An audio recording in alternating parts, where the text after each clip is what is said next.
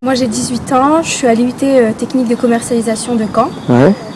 J'aimerais bien travailler plus tard dans la communication ou dans le marketing. Moi, je suis étudiant à l'université de Caen. Je fais éco-bio-valo, qui est éco-production bio-valorisation. Ok. Je suis en master 1. J'ai comme projet professionnel de faire un doctorat, si tout va bien. Moi déjà je m'appelle Karim comme tu l'as dit, j'ai 24 ans. Je suis en master 1 à l'ESPE, donc comme j'ai dit, je suis le parcours SES. Et mon objectif professionnel c'est de devenir professeur de SES. D'accord. Je m'appelle Jean-Pierre Afan, je viens du Sénégal. Ouais.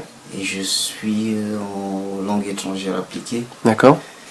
Mes projets professionnels, ce serait d'abord de travailler dans le tourisme parce que c'est un secteur qui me plaît beaucoup.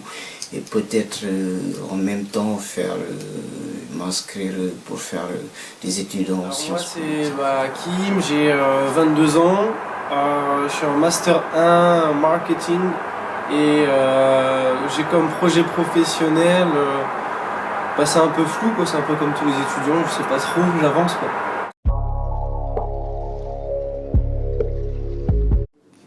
Je me suis senti plus utile dans l'EMF.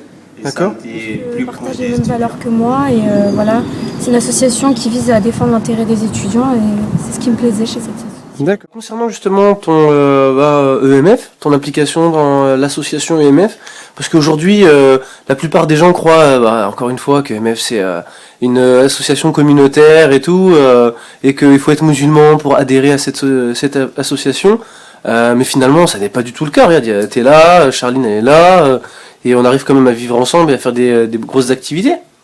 Ouais, c'est vrai qu'au début, quand on entend l'appellation étudiants musulmans de France, on se dit déjà que c'est un truc communautaire, que voilà, que c'est une association de musulmans et tout. Ouais. Mais faut vraiment voir les actions parce que moi en fait, ma première fréquentation à l'EMF c'était lors d'une sortie au fait.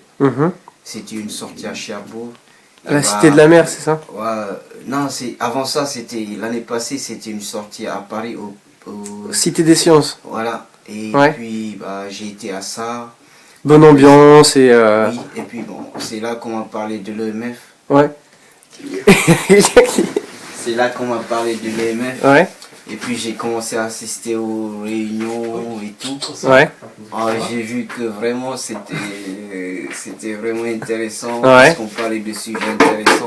Ouais. Et puis c'est vraiment là que je me suis reconnu.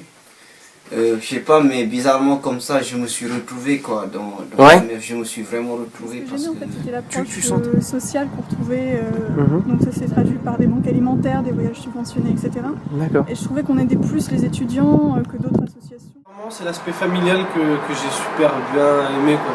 On est là, on est dans un beau délire, on a une bonne ambiance et voilà quoi, on est tous dans le même bateau quoi. D'accord.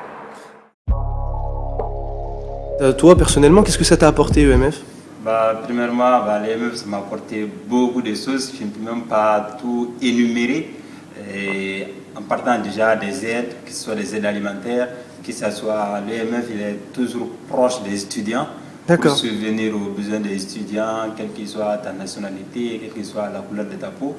Ils sont plus proches des étudiants, ils font plus d'activités à l'université, dans les CTU.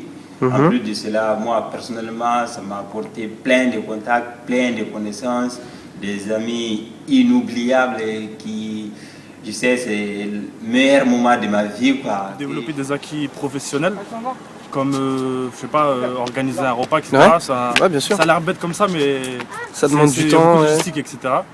Et, au niveau humain, j'ai rencontré des personnes formidables, des personnes en difficulté aussi, ça permet de relativiser. Humainement, ce que ça m'a apporté des rencontres de ouf, quoi. J'ai fait des rencontres de malades, je connais du monde maintenant partout dans la France. Tu fais des rencontres inoubliables, franchement c'est un truc de ouf. Tu connais vraiment des gens, tu te dis le mec, t'es à des milliers de kilomètres de lui, tu le rencontres, tu vois qu'en fait finalement t'es dans le même délire que lui, c'est ouf, franchement c'est... Clairement j'ai appris vraiment beaucoup de choses sur moi et puis sur les gens avec qui je vis, quoi. Déjà ça m'a apporté de ne pas avoir des barrières comment je vais dire, des barrières culturelles? Parce que ça m'a apporté une ouverture d'esprit au niveau des étudiants et tout.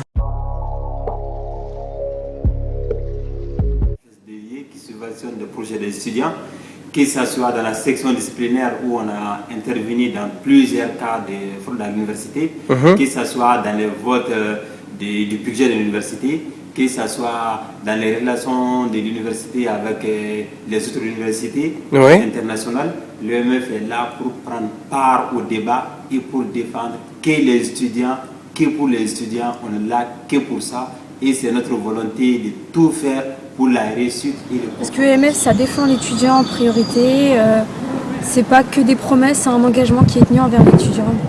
D'accord. Bah, comme je te l'ai dit tout à l'heure, le MEF, c'est vocation sociale, culturelle et syndicale. Le MEF, on les voit tout le temps sur le terrain. Enfin, il y a des associations, on va les voir aux périodes d'élection.